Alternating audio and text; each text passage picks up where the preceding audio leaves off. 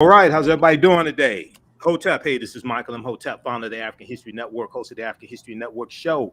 It is Wednesday, February 9th, 2022, and we are live. Now, we're on earlier than normal, so if you set your clock by the time I do my show, okay, you didn't lose 3 hours, okay?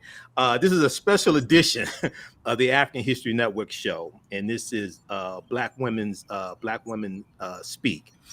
And I wanted to you all saw the post I did back a week or so ago. I think it was like February 2nd about AJ Johnson. We know her from Baby Boy. We know her from House Party. She was doing a podcast with Angela Yee from the Breakfast Club, and she talked about having a threesome with two men for her birthday. So it broke the internet. We posted about it on our Facebook fan page, the African History Network. And I said, I told you we're going to have this discussion. I said, we're going to bring on some sex therapists. We're going to bring on some experts. So here we are. So I want to welcome to the African History Network show, first, Dr. Jacqueline Sherman. How you doing, Dr. Jack? I'm doing good. Thank you. Glad to be here. All right. Excellent. Excellent. Dr. Jacqueline is a licensed clinical psychologist and certified intimacy and relationship coach. So I know she's going to have some good information for you. Then next we have Khadijah Tishan. Khadijah is an author, speaker, licensed therapist, and founder of Real, REAL Healing Center. How you doing today, Khadijah? I'm excellent. Happy to be here as well. Absolutely. And then last but not least, now y'all already know Kenya K. Stevens from the Progressive Love Academy. We've had Kenya on a number of times. Kenya's been on the Michael Baisden show and the Monique show, her and her husband, Carl Stevens. Kenya's a relationship expert, love coach, best-selling author, wife, and mother of three. Okay, so I wanted to have this conversation, and I didn't want to have this conversation by myself because I wanted to get the input from African-American women. So what I'm going to do, and how's everybody doing? Now, first of all, everybody, so this is like PG-13 rated RX. Okay, so if you have little children around, okay, if you have little children around, you may want to put the earbuds in like I have, or you may want to send them into another room and watch Barney or something, Sesame Street, whatever it is. I don't know whatever kids watch today. My daughter likes Paw Patrol. Have them go watch Paw Patrol, okay? So we're going to have this conversation. All right, so I want to play this clip here. This is from the Breakfast Club. I'm not going to play the video, but I'm going to play the audio. So what happened was, and we talked about this on my show last night. So BlackAmericaWeb.com had this article dealing with AJ Johnson, and I'm going to pull it up right here. So those that are watching on Facebook and YouTube haven't read it, you can go read this on BlackAmericaWeb.com. Baby Boy actress AJ Johnson describes threesome with two men as best 50th birthday ever. Okay, and it's not like they had a conversation to discuss threesomes or anything like this, but it came up during the discussion. So I want to pull this up. I'm going to play a portion of the interview. And one of the reasons why I want to have this discussion, and I know probably each one of you all deal with this on different levels in the advocacy and the work that you do, is I saw a clear double standard, okay, in the responses that I saw from men. And when I posted on our fan page, the African History Network, we got probably close to 2,000 likes. And somewhere we got hundreds and hundreds of comments. And I was going through looking at the comments, and a lot of the women were saying either good for her or it's her business, it's okay if she likes that, what have you.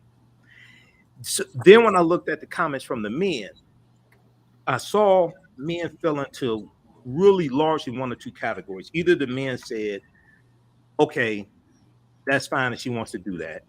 Okay, that's her business. A few of the men said, why didn't she call me? I'm mad because she didn't call me. There was a few of the men.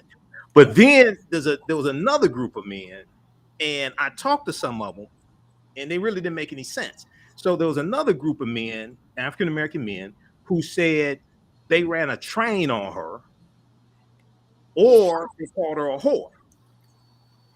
And I'm like, well, okay, first of all, if she's, I'm not saying she is, but if she's a whore, she wasn't there by herself. Number one, okay.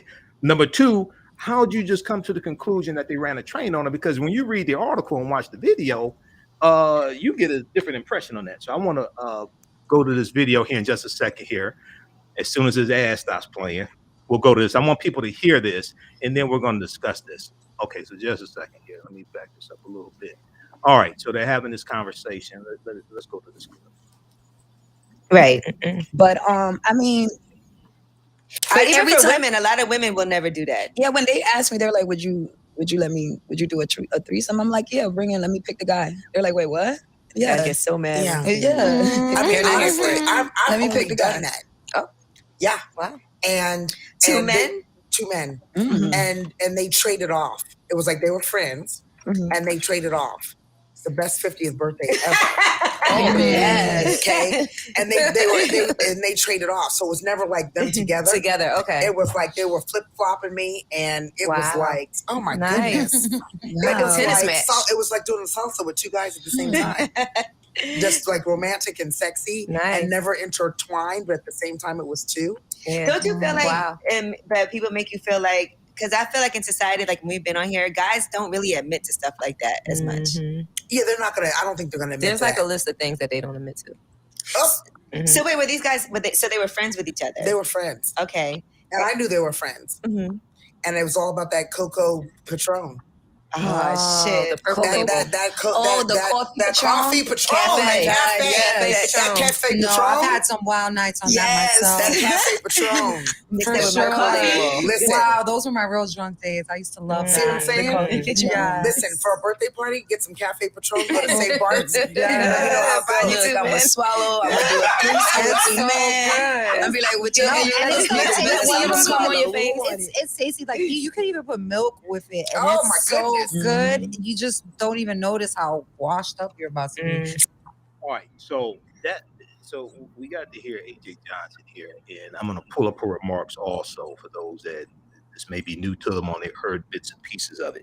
So I wanted to. One of the reasons why I wanted to have this conversation is because when we view sexuality of African Americans, we largely view it through the prism of white supremacy as a legacy of slavery. And during slavery, not only were men made to be studs and men sexually exploited, but women were sold into prostitution, they were raped, but also made to be wet nurses as well, which is a whole nother thing that really doesn't get talked about a lot. So I'm going to go around. Let's start with Dr. Jack. She told me to call her Dr. Jack. She's a licensed clinical psychologist and certified intimacy and relationship coach. So Dr. Jack, what are your thoughts when you found out about this and heard the interview and saw some of the comments as well? Yeah, so thank you for inviting me to this discussion. And when I saw you post about this on Instagram, I had to comment immediately because one of the things that stood out as I read through the comments was kind of what you noted before, which was this disproportionate gender difference in terms of if this was a guy, this is something that's okay, but because she's a woman, she's things like a slut, a whore, etc. And it really truly speaks to the patriarchy in our overall society, right? I took a look at the comments and there's some things that stood out. So some of the women were saying things like, I applaud her honesty. This is such a mature conversation. We need more open conversations like this. This is what a grown woman does, asks for what she needs. This is very educational and this is inspirational. On the flip side, some of the comments were, this is a gangbang. This is disgusting. This is degrading. This is the Jezebel syndrome. This is satanic. Okay? And satanic. Yes. Somebody said it's satanic. Yes, okay. I missed that comment. Okay. And then I stopped there. I stopped writing down comments at that point because I'm just like, wow. And it definitely is a gender difference in terms of the comments that were coming in. So as you spoke to earlier, the idea that this equals someone having a train ran on them, I call BS. And I call BS because someone having a train ran on them is at the core rooted in patriarchy, and it's rooted in a lack of control. This woman, AJ Johnson, knew exactly what she was doing, and she was experiencing pleasure as she was engaging in this process. She was in control. She gave consent, and she said yes. And so this whole idea that there's something that's happening to where she's not sexually empowered in that moment, I feel is very, very unfair. Another thing that comes up for me is the overall just pleasure gap that exists in the country, right? So we're familiar with the wealth gap, we're familiar with the income gap. There's also a pleasure gap that exists, right? And that pleasure gap typically impacts heterosexual cisgendered women the most. And what that means is that 65% of women who are engaging in male female sex are not being fully pleasured, right? And so, again, when we talk about this woman really speaking to an experience where she felt sexually empowered, where she was feeling so much pleasure within her body, where she really, really enjoyed this experience, and then for it to be flipped to something where she's, she should be a disgrace because she's engaging in this experience is truly, truly unfair when we look at the gender differences. Because, again, like I mentioned in my Instagram comment, this was a man, it wouldn't even be news. Right, right. Okay, I'm going to come to you here in just a second, Khadijah. I just want to pull up AJ Johnson's comments for those who maybe didn't see them. And the thing is, so on my Facebook page, I actually posted the article, and on Instagram, I posted the name of the article. So, but I actually posted the article. I talked to some men. I said, read the article, and they said they read it. But clearly in the article, you get from it that she was in control, but the two men were there to please her as opposed to her being there to please them. I was trying to explain it to some brothers, and it seemed like they couldn't get that concept. So she said it was never like them together.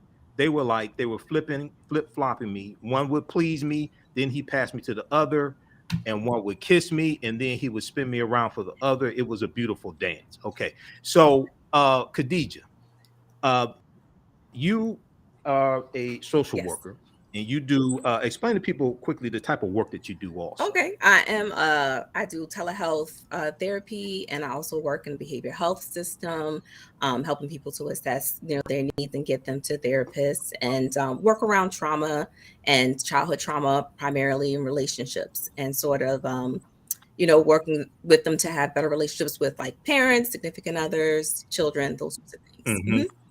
Because I posted on my personal Facebook page about this. I was going to have a panel of therapists, and you, one of my Facebook friends, you said I want to be on that panel. Okay, so explain what were you thinking? What's your response to AJ Johnson and these comments towards? Right, I'm kind of with Dr. Jack.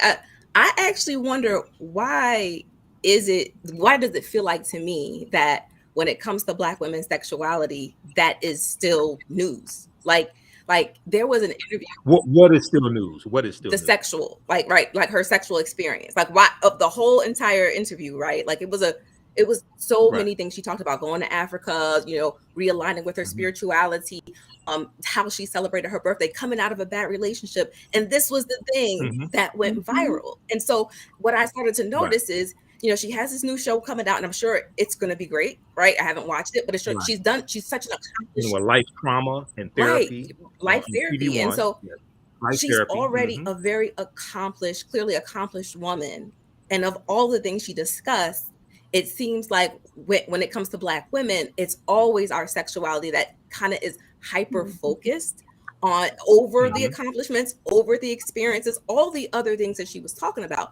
Now, I think it's important because she's a celebrity that we don't look at someone's behavior and make it prescriptive, because she wasn't saying this is the cure for blah, blah, blah, blah, blah, boredom in your relationship or disconnection. I mean, and oftentimes, the people who come to me probably aren't going to be seeking that kind of relationship because they're working around trauma and trust and building intimate relationships, feeling safety. So it's sort of like she's not telling people to do this, but oftentimes I feel like because someone is a celebrity, people look at what they're saying and take it like they're giving instruction. They become an authority and they're not even trying to be. So that was my main concern. Right. Okay, so now it's important. I'm coming to you in just a second, Kenya, because I know you're bursting at the seams. So it's important. It's important to note, one, that was a conversation within a 1 hour discussion it was about 5 women. Okay, so that was one part of a overall discussion of about an hour. in the article from blackamericaweb.com, they have the full panel discussion, okay, from Angela Yee's podcast, Lip Service. Okay, so it's in there, and people can read this article. Baby boy actress AJ Johnson describes threesome with two men as best 50th birthday ever. That's what got picked up, but they did put the full interview in here so you can see the full context as well. Okay, so Kenya, one of the reasons why I wanted to have you on here, you and I I've interviewed Kenya going back to like 2011, 2012 in my Blog Talk Radio days. Okay, but one of the reasons I want to have you on is because previously when we've talked about male patriarchy and things like this. And what I found was there was a certain segment of African American men who I was talking to on Facebook commenting on this. And I'm explaining to them, no, these two guys did not run a train on her. They were there for her pleasure. And it seemed like they could only conceptualize a threesome where it's two men and a woman as running a train. Talk about this. Explain this, Kenya. Well, it's just partially a symptom of Western culture and Western cultural psychology. I was a psychology major. They just don't teach about women's sexuality. No one really knows what a female orgasm is, for instance. They don't study it and they don't share it in sex ed, for instance. We don't know what brings a woman pleasure. We don't know what a woman can even look at. Men don't know what we're looking at in them. What do we see in them? Do we think the phallus looks good? Do they send a picture? Is that good? They don't know. They're always guessing.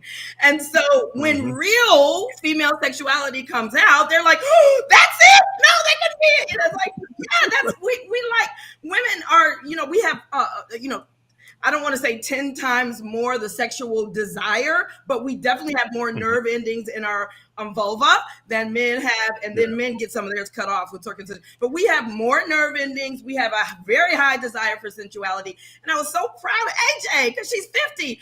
Which of these men are even her age? Right. At the time, she's 59 now, but at the time she had a threesome. She's 60 years old. And I was so proud because this is going to plant a seed in so many young women that older women are making love. They enjoy it. This is going to help men understand women. And this is just going to keep snowballing forward. It's a blow up at first, but then it sinks in and men learn. This is all part of the learning process. The shock. Oh, we didn't know that. Oh, now we know. Let's go forward and with a new paradigm. So I'm very excited about this. All right. So, Dr. Jack, what type of advice can you, well, first of all, tell us about the type of people that you counsel, that you help in your practice. You're a licensed clinical psychologist, certified intimacy and relationship coach. Yeah, so I'm a contractor as a psychologist, and I work with primarily African-American women and men, and I work with a lot of couples in that work. And then I own my own practice of intimacy coaching. It's called Your Exceptional Sensuality Center, or the Yes Center. And within that practice, I work with women and couples who are struggling with intimacy and sex. And so I help them to have better sex in their relationships. I help them to heal from sexual shame and to be able to have more both emotional as well as physical intimacy in their relationships. So that's the kind of work that I do. Okay.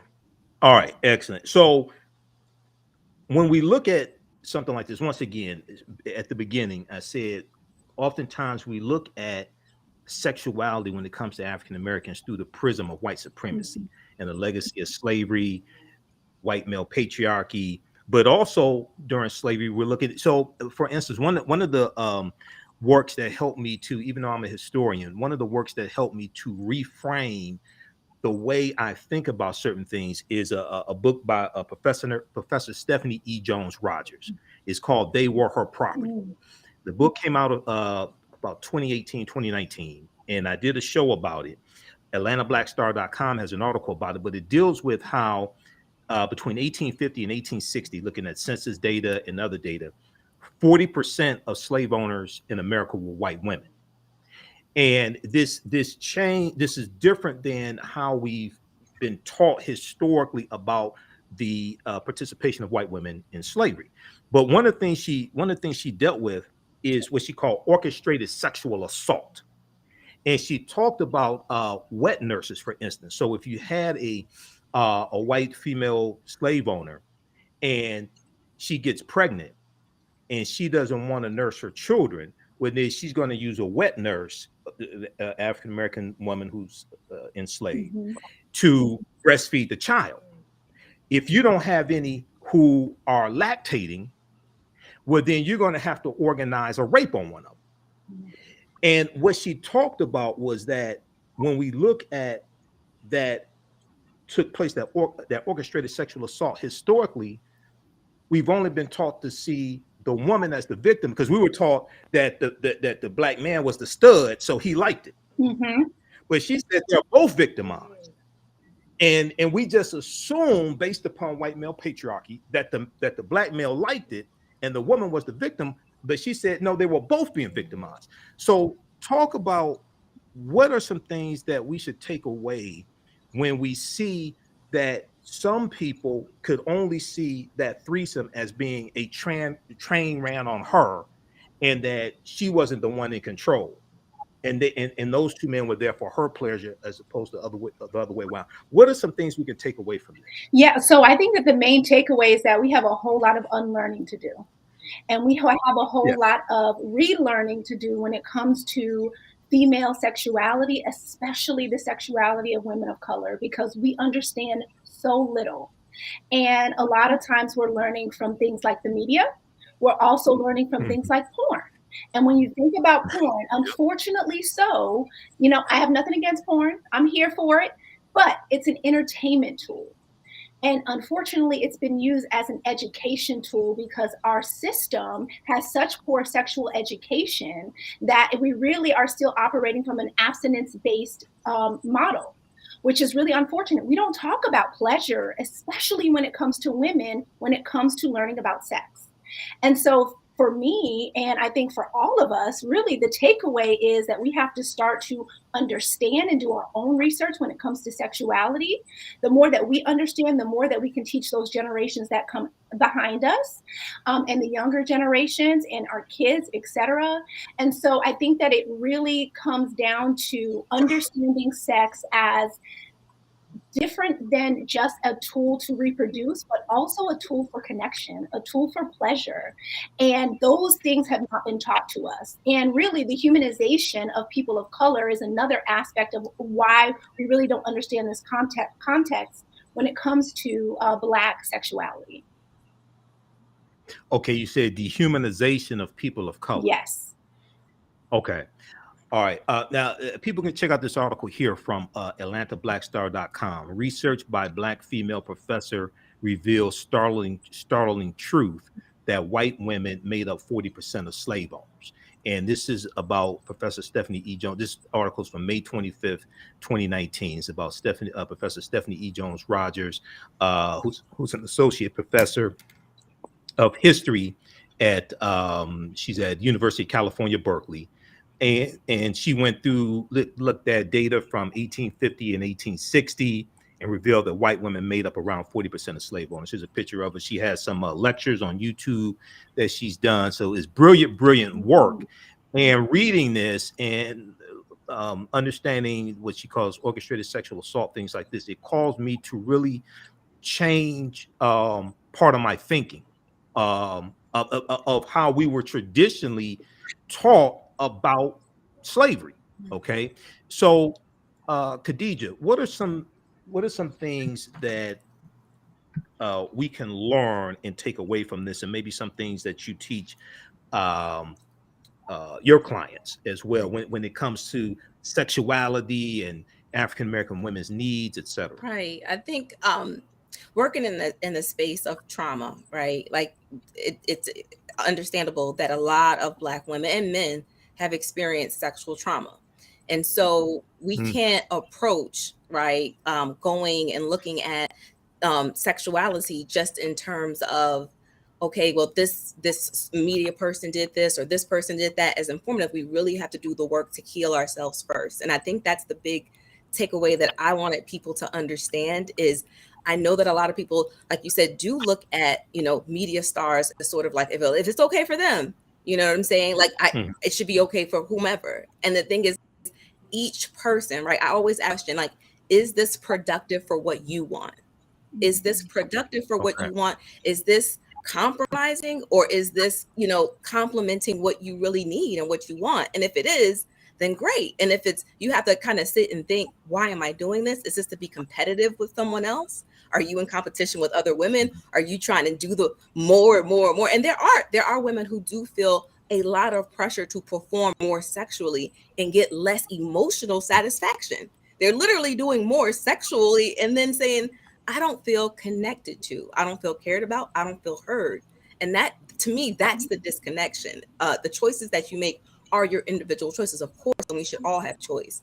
But when I see more and more people coming, into their 40s and saying, I haven't had a healthy, intimate relationship with another person, I'm like, why do you think more people will change that?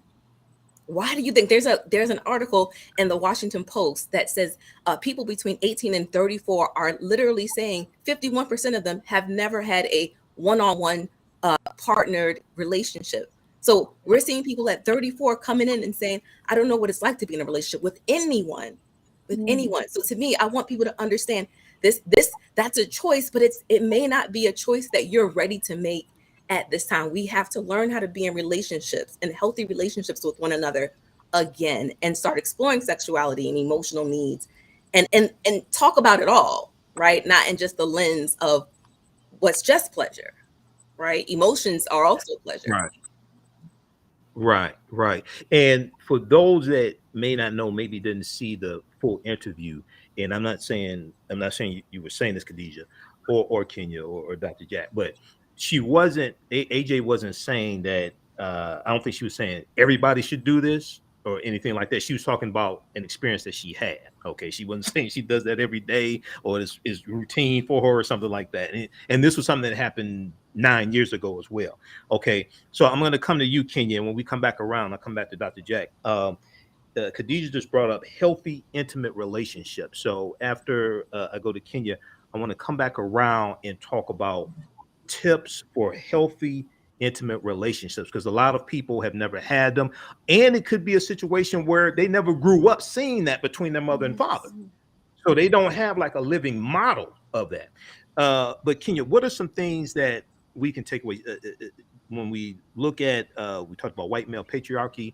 We talked about seeing ourselves, sexuality through the prism of white supremacy and legacy of slavery, things like this. What are some things that you work with your clients regarding this? Because you talk about having to relearn all this and deconstruct it. Absolutely. There's no client that has come to me is not suffering from PTSD from just living in this country. That is black and white and whatever. I mean, it's 330 million people in PTSD in this country. And so one of the first things we do is we switch the brain around via our communication system. So communication is first and foremost. Most people don't know their authentic yes or their authentic no. They're either in people pleaser or, they are in some mode of thinking that does not put their self and their needs and their value and their power first. So that's the first thing that we do when anyone comes to us to build relationships. The second thing we do is we teach them how to deal with other. What is other? Other is a reflection of self. Okay. So we have a metaphysical program that we take them through. And then to deal with the sexual trauma, we use lacing, which is a form of meditation that supports them in walking back through some of their traumas and the traumas that they witnessed. Because we may not have been there during slavery, but we witnessed those traumas through our mother's behavior, through our grandparents' behavior. Remember that mean granddaddy? He was traumatized. Remember that all of them, mom and them, and the family reunion stopped happening and people couldn't stop infighting. They were traumatized, and you experienced the trauma of slavery through those scenarios. So we know that as a love coaching company. We've been here 17 years, and we walk our clients through that first. That's forming a relationship with yourself and becoming self-aware. And so that's the first step of sexuality. Then we move them into connection with other. Then we move them into connection with the fact that they're free. And like AJ, they can have, do, or become whatever they want, because there's nothing wrong with us. There's nothing wrong with our sensuality. There's nothing wrong with our desires. And that's how we do it. We have a process. People need a process. Absolutely.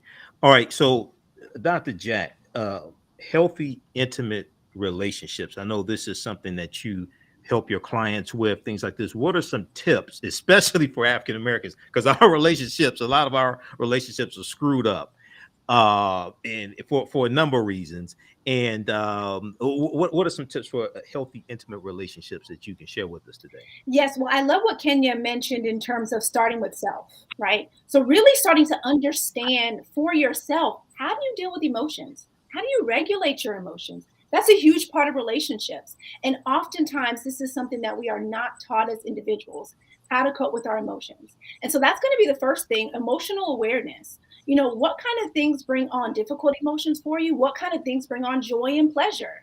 And how do you personally experience those? And how do you experience those in a relationship?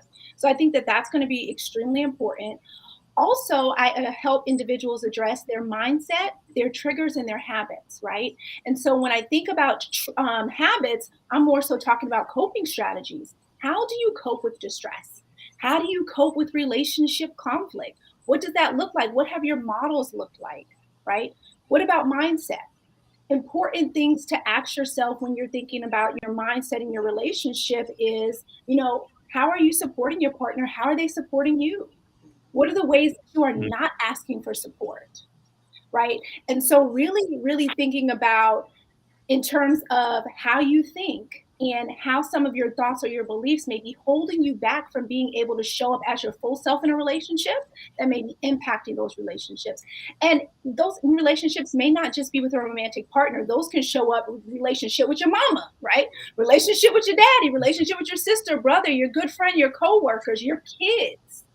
And so I think really even thinking about like intimacy on a broader spectrum, because oftentimes we really pigeonhole it to, oh, it's me and my partner or partners, when it's a lot more than that. So I really focus on, again, those triggers, those habits, that mindset, as well as really building that emotional awareness that will help in all relationships that you have across the board. Okay, just very briefly, and I'm gonna come to Khadijah next. Just explain the concept of triggers. Explain that for people who may not really know what that is or experience. Absolutely, that's a good question. So, for example, some people may have grown up in a household where they were often criticized by their parents. So, for example, say they got a 90A on a test, and mom says, "That's not good enough. You should have gotten 100. Why weren't you at the top of your class?" Or they go to play some type of sport and they get second place award instead of first place. So this person may then become an adult that is very, very sensitive to criticism, right? And so, for example, when they're in a relationship, when their partner says something to the effect of, well, I really don't like, how you cook this chicken breast, right? That can hurt someone who has grown up in a household where they have internalized criticism to mean something bad about them, right? So they internalize it as shame. I'm not good enough. So a lot of times what happens with a lot of the relationships that for individuals who come to see me is they have these triggers that have been built from childhood that are now coming out in the relationship, and their partner is saying, all I said was that the chicken breast was dry. They need to get over it. Right. But there's an underlying issue of that has not necessarily been addressed of, I'm really hypersensitive to criticism, and criticism hurts me in this particular way. So that would be a trigger. Wow. All right. Thanks. And I'm coming to you, Khadijah. All I want to say is at Cass Technical High School, if I got an A and I got a 90, that was good, because the 92 at Cass Tech was a B. Okay. In Detroit, my GPA would have been a whole lot higher if a 90 was an A at Cass Technical High School. In Florida, 90 was an A. My parents went to Cass. No, I didn't know you went to 92 was a B. What'd you say? I didn't know you went to Cass. My parents went to Cass. Yeah, I graduated from Cass Tech. Yeah, 92. 83 was a C. All right, Khadijah. What are some tips that you want to give us dealing with healthy, intimate relationships, and maybe some tips that you share with your clients? I think the most powerful tool that I'm using personally and with my clients, Black women, it's called Warrior Healer Builder Tools through I Institute, and we just talk about. Okay, repeat that again and slow down. What is it called? It's called Warrior Healer Builder, and it Warrior Healer Warrior Builder. Healer Okay, Builder, go ahead. right? And it talks about navigating emotions and healing the wounds of oppression. So we talk about being mad, sad, and scared, and what to do when those things come up. Being peaceful, powerful, right? And then like what to do, like to we at the end of the day, we all want to be in peace and empowered, and we want to have choices. And it's important for us to recognize through, living in this world of oppression, that a lot of our emotions are very alien even to us. And so to have partnership and intimacy with anyone, we're going to have to be able to reach into us for those emotions to even be able to share, right? Even in it's intimate situations, sexual situations, emotional situations. And I think that it's been life-changing for me, because it was like, until I found those tools and I really made it simple for myself. Okay, I'm sad and I need your protection. I need your reassurance, right? I need you to, right? And then you can go in with, whether it be your mom or your dad, your partner, and say, this is what I need when I'm this way. And I think sometimes we take for granted that it sounds really simple, but I cannot tell you how many women and men, right? Who just, if I say, I always say, like, it's always, we talk about trauma sometimes, and I'll hear people laughing when they're talking about a violation, right? And I was like, what's the laughter about? I don't know. That's just what happens. Like, but we've learned to substitute, right, our feelings so often to make other people comfortable, because it's so challenging for us to sit with those uncomfortable emotions. And just being able to be aware and sit with different kinds of emotion and ask for what we need to feel supported and healed. I mean, it's like life changing, just knowing how you feel. I think that's the biggest work that we can do, is be really authentic with ourselves. Okay, excellent, excellent. And I want to come to Kenya as well, and then we're going to go back around for one last round, and you can give us your closing remarks and your social media handles and your books and anything else you want to promote. Okay, so Kenya, tips on healthy, intimate relationships, maybe things that you share with your clients at the Progressive Love Academy. Oh, absolutely. Tantra. I was married. I've been married for 26 years. I have two husbands, but to my first and original husband, I've been married to him for 26 years, and our sex life was not good. In my 20s, I just did not know how to connect. Right. I had to put him only in a certain position in order for me to be able to, have an orgasm. And we did not know any sexual skills or techniques. We had to actually relearn, as Dr. Jack said, we had to relearn sex. So once we started to learn the traditional African indigenous sexual practices through Tantra, and then through downloading them from our ancestors, because any of us can download anything we want from the entire Akashic records in the universe. So downloading sexual practices. One of the sexual practices I was shown was chakra lovemaking, where you literally can make love from any one of your chakras, not just what we've been taught, like intercourse, and these types genitalia, not just genitals. Yes, not just genitals. These types of practices supported us in really expanding, and this is how we expand our clients.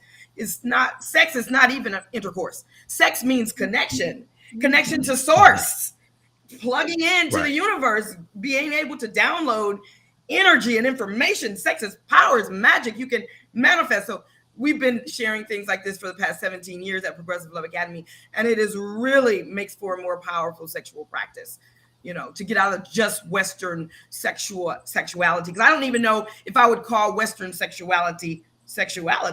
It is just objectification. It is just performance. It is just you understand, it is based on slavery. It's ownership. It's ownership of the body. It's use and abuse of bodies. So I don't think the West has a sexuality. So and something that you and I have talked about before, Kenya, is that pornography really can cause harm in relationships. Now, some people, there's adult movies that are couple based. It's like couple oriented, which is kind of different than the movies that are from the male perspective, and the woman is there to please the man. Okay, that's subject object. Yep. Subject object, and that call. And one of the things you've talked about before is for women to achieve pleasure through sex, they really have to be in tune with their bodies and know their bodies. Okay. And in this society, women traditionally really have not been taught to do that. So this causes more problems in relationships as well. And men have to know their bodies also. But the other thing, and we've talked about this before, men really are not taught how to please women sexually. Okay.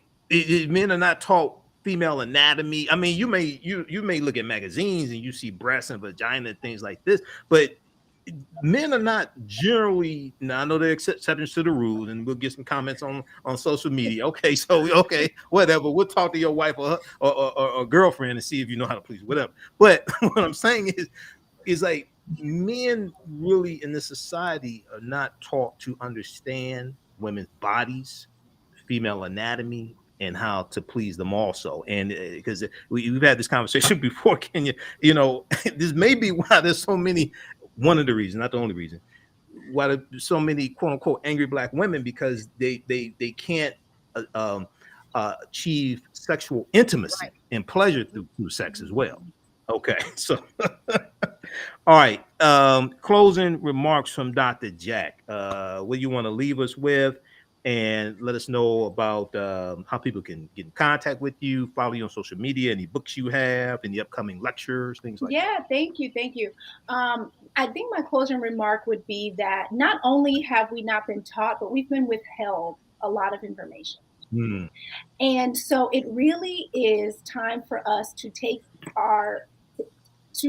make our sexual empowerment a priority. Right. And through exploration, through actions, through having conversations that we maybe didn't have before.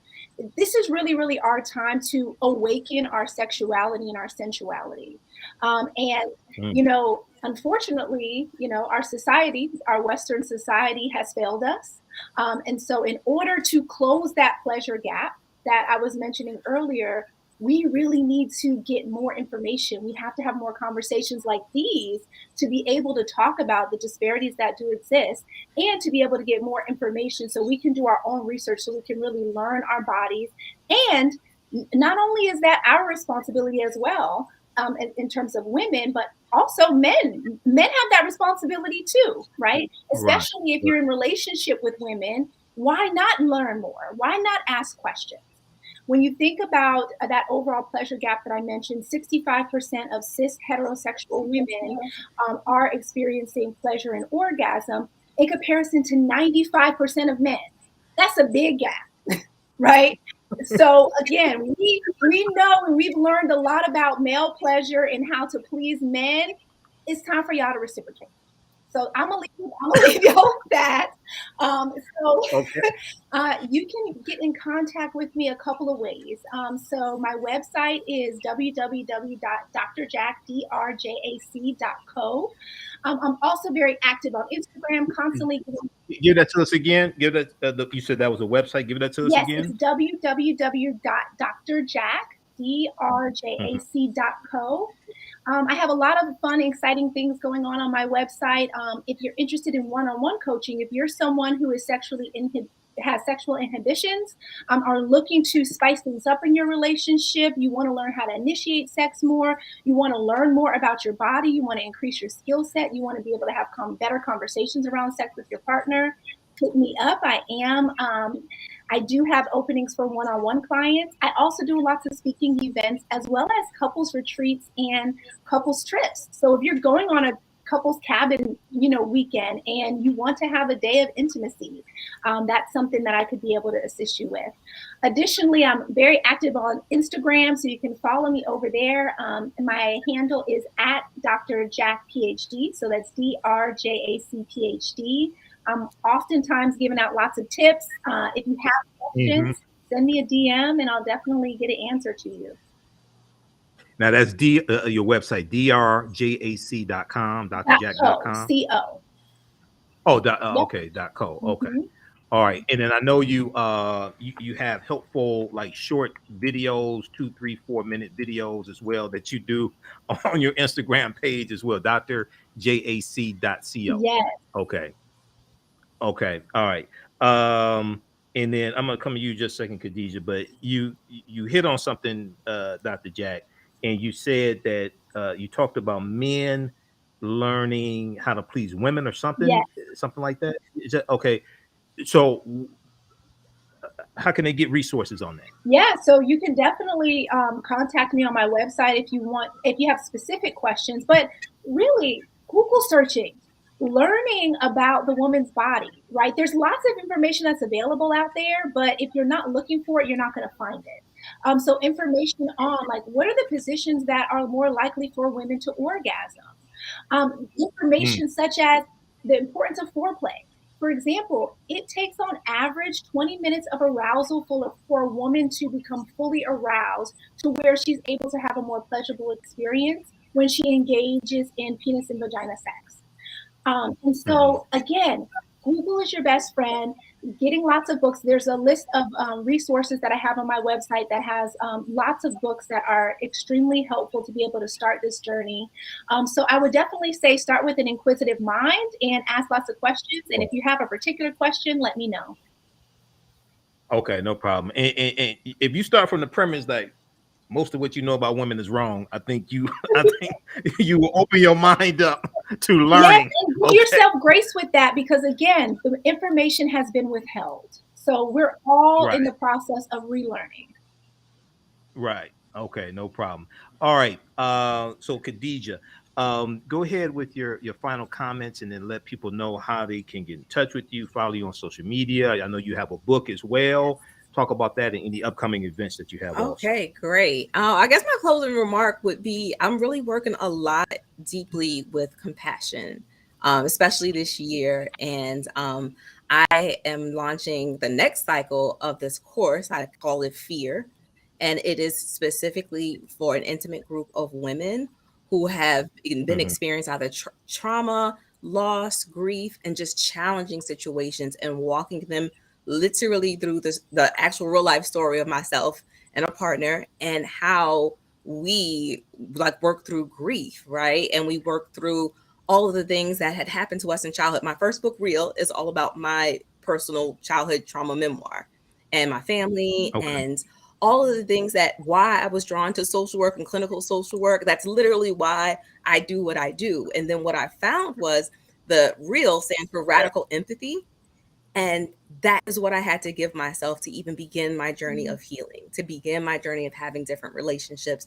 And with that came grief and loss and all sorts of emotions that I had to be able to sit with and be able to sit with other people's grief and loss. I think sometimes as women and even as men, we assume that the other person knows it and knows what they're doing and knows how to please us and knows all of these things an assumption, but we never really explore together. We never really took the Right. time to explore what are their losses? What are their needs? Am I the person to meet this? Am I comfortable with these things? So I think this course, if you're in a space like we meet, every single Sunday evening in March for 5 weeks, and we literally build a healing journey story. I tell you mine, and you build your own, and we share, and it is, I mean, amazing and transformative. So you can get a hold of me easily I'm pretty active on Instagram and as well as Facebook with my name at Khadijah Tishan. My website is khadijahtishan.com. And if you like a Mhm. copy, there's also a link to buy a copy of my book, Real, and continue these conversations around healing and trauma and, really asking for what we need. Okay. And the name of your book is Real. Yes, Real, radical empathic Okay. acceptance of life, how to live and grow abundant, how to live and serve abundantly. Okay, now you said the program that you do, now is that virtual or is that in That is person? virtual. That is an intimate group of women Okay. virtually. Mhm. Okay, no problem. All right, excellent, excellent. And you gave your social media as well. You have any upcoming events or lectures, anything like that? No, all of the next event will be the virtual course in March, and that will meet every single week for 5 weeks up until April. And I'll be on several different podcasts, so I'll just be posting those on my website and also on my social media page. Okay, check her out at khadijahtishan.com. And I'm gonna come to you in just a second here, Kenya. Here's Dr. Jack's website as well, drjac.co. Okay, there's Dr. Jack. She's been featured in Essence magazine and Huffington Post and Blavity. So you can see her here, Discover Your Sexual Understanding. So check her out here, and she has video clips there also at her website. Okay, so Kenya, what are some what are some closing statements, and let people know how they can find you on social media, give people the information about the Progressive Love Academy as well, and your books. Absolutely. I'm just so proud of everyone. I've just sat from I guess like a tower and watched just the transformation since 2005 when I started my company, and the reactions till now, and the number of sex coaches now, and the number of people dealing with trauma, and the number of people learning tantra and sex, and the number of people who really are glad that this is happening. Because as you said, Black women, we deserve just as much depth in our sexuality as any other creature on this planet. And so that's happening, and I'm so proud. One thing that I'm working on, and you can always find me at Up Level. I wrote a communication system that teaches actual communication skills, step-by-step scripts, how to frame your emotions so that you can be heard, seen, and met.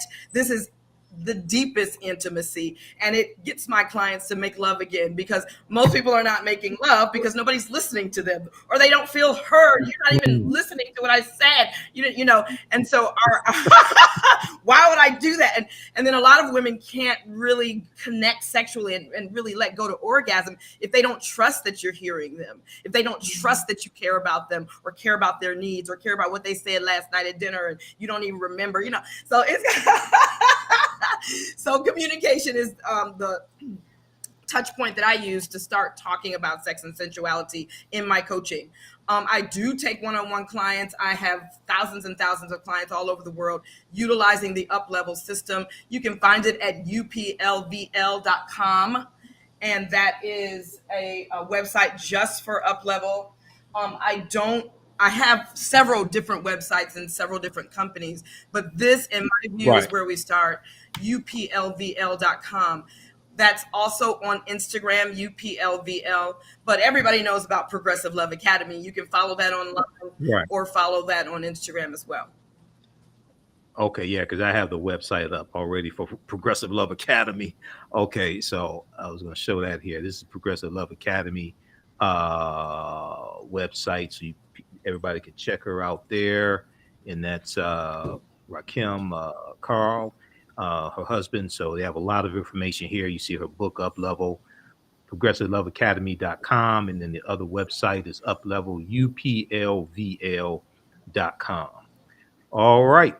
Okay. Well, look, ladies, I want to thank you for taking time out of your busy schedules to come on today and share this information with us, and we'll be in touch. We're going to bring you back also. Okay. All right. So you all have a good night. Okay. Wonderful. Thank you. Thank you for your work. All right. No problem. Take care. Peace. Thank you. Thank you. All right, everybody. So that was a panel discussion that I wanted to have with some intelligent African American women who are professionals. So they're credentialed. Those are not YouTube relationship experts. There are a lot of them floating around, YouTube relationship experts. I'm not going to call anybody's name, but that's not them. Okay.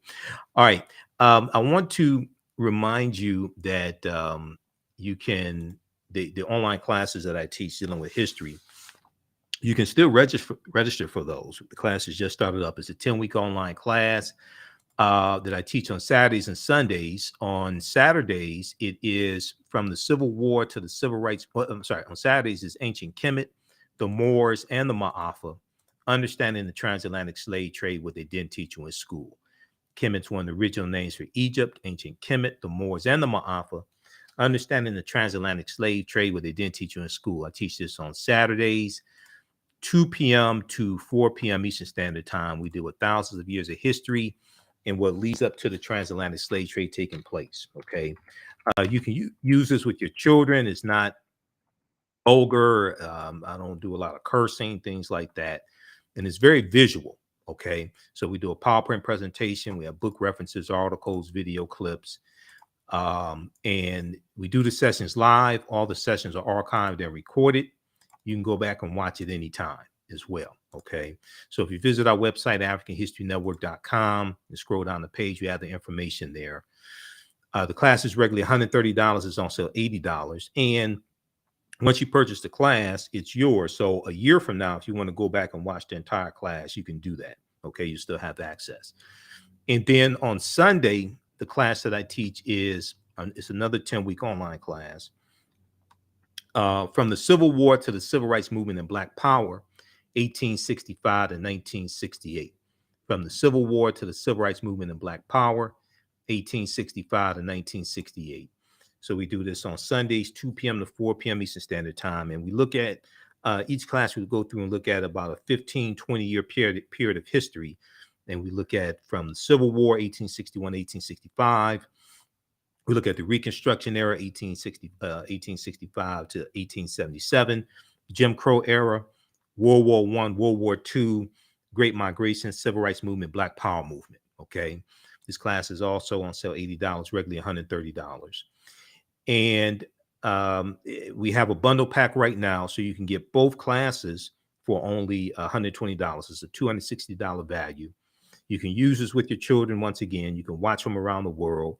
As soon as you register, you can watch last week's class. There's bonus content that you get.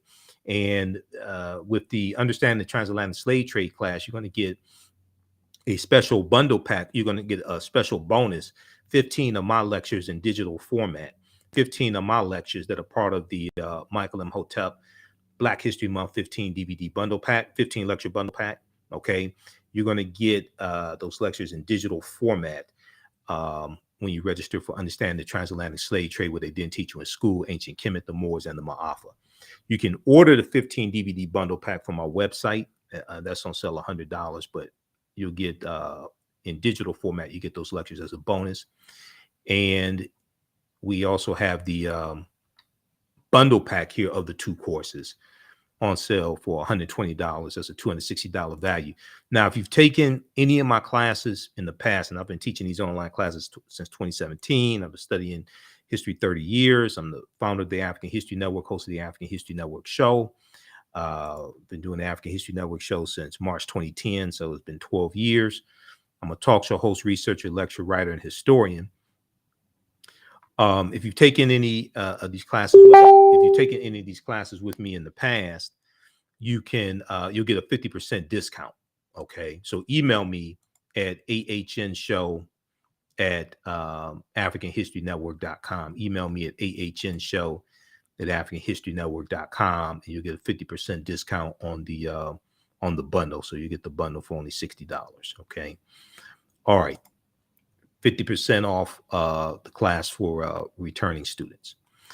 All right, look, we have to get out of here. Remember, at the African History Network, we focus on educating, empowering, and inspiring people of African descent throughout the diaspora. Oh, now my show is on. I'm on Monday through Friday, 11 p.m. to midnight Eastern Standard Time. And when we're on, we broadcast live here on 910. We broadcast here on Facebook and YouTube. So I'm on, my radio show is on 910 a.m. the Superstation WFDF here in Detroit. We broadcast here on Facebook and YouTube, Michael Imhotep on YouTube, and the African History Network here on Facebook. You can download the iHeartRadio app. You can also listen to 910 a.m. Superstation WFDF live. That's me in the studio. Because of COVID-19, they have us broadcasting from home. Otherwise, I'd be broadcasting from the studio, which is, I'm in Detroit, Michigan. The studio's in Southfield, Michigan. So we have the information here about the radio show. You can watch us on Facebook and YouTube and on Twitter. They brought Periscope back up. So we're on Twitter, the AHN Show. Click here to listen to audio podcasts of my shows as well. Okay. And let me see here what we have. Click there to listen to audio podcasts. If you want me to do a presentation for your group or organization, email me at ahnshow@africanhistorynetwork.com, especially for African American History Month or Women's History Month, Juneteenth, anything like that. Email me at ahnshow@africanhistorynetwork.com. You can also advertise with the African History Network. So when you watch the rebroadcast of our shows and listen to the audio podcast of our shows, you see the commercials as well. Current promotion, buy 1 month, get 2 months free. Email us at ahnshow@africanhistorynetwork.com. All right, so I'll be back on the air tonight. So watch out for that as well.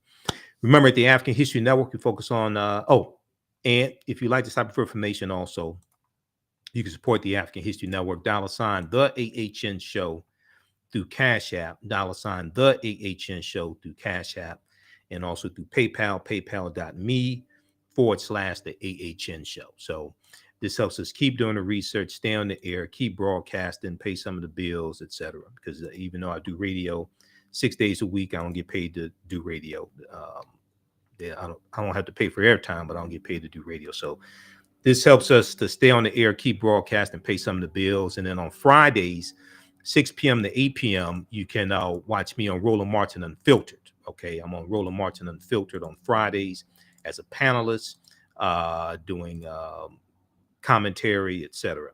All right, so you can download the Black Star Media app. That's Roland's network. Download the Black Star Media app and also follow Roland on Facebook and YouTube as well. Okay, we have to get out of here. Remember, at the African History Network, we focus on educating, empowering, and inspiring people of African descent throughout the diaspora and around the world, because right now, let's correct wrong behaviors, not over till we win, Wakanda forever.